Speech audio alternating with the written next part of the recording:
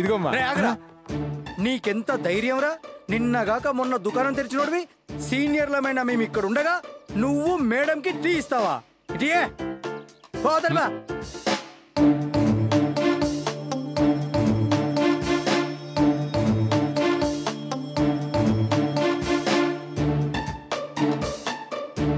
తీసుకోండి మేడం.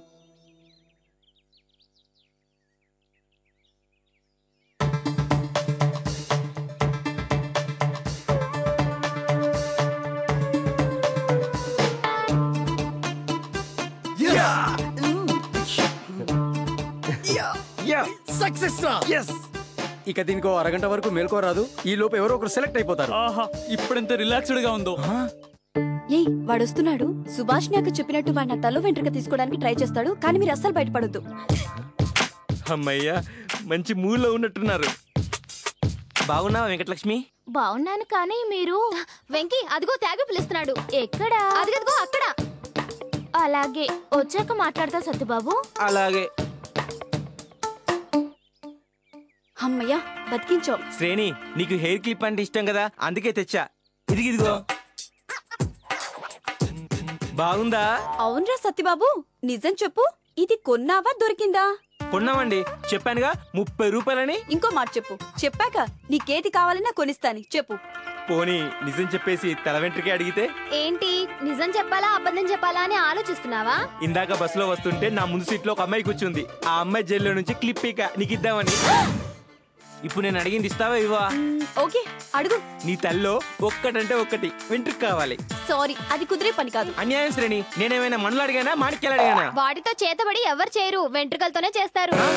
ఏంది చేతబడా? అవునరా చేతబడే. అమ్మో, నువ్వు నా మీద కోపంతో చేతబడి చేయిస్తే? నీ అంత దుష్టురాలు, దుర్మార్గురాలు, నీచురాలు ఈ భూప ప్రపంచం మీద ఉండదు. నీ అంత నిన్ను తిడతామంటే తిట్లు స్టాక్ అయిపోయాయి.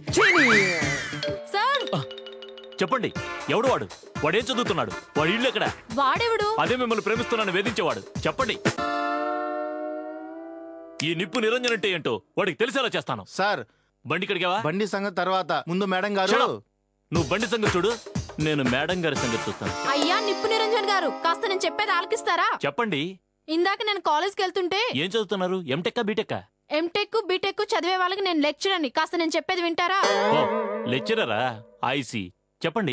ఇందాక నేను కాలేజ్కి వస్తుంటే దారిలో ఒకడు నా చైన్ తెంపుకొని వెళ్ళిపోయాడండి. కానిస్టేబుల్ సార్, కేసు బుక్ చేసుకో. చేశాను సార్. అదేంటి మేడం ఇప్పుడే చెప్పింది? నాకు చెప్పి గంట అయింది సార్. ఐసి. అయితే ఒక పని చెయ్యి. చెప్పండి, కాఫీ తెమ్మంటారా? నో, ఇది కాఫీలు టీలు తాగే సమయం అనుకుంటున్నావా? ఇక్కడ మేడం గారు చేరిపోతే కాఫీ తాగుతానంటావా? You are suspended. వీడికి మెంటల్ రేంజ్ లో ఉన్నట్టుంది. ఏంటి సరోజా, పర్స్ ఫుల్ గా ఉన్నట్టుంది, బాగా హుషారుగా వస్తున్నా? ఏదో నటిస్తానని చెప్పి చైను, వేలకి వేల డబ్బు. నన్నేం చేయమంటావు? నీ కర్మలా కాలింది. వీళ్ళ మాటలకేం గానీ ఏంటి సరోజా ఇలా వచ్చావు? ఏం లేదు, ఊరికే చూసెళ్దామని. చూసావుగా, ఇక వెళ్ళు. సరే వస్తాను. రేయ్, నేను ఇప్పుడే వస్తారా? సరోజా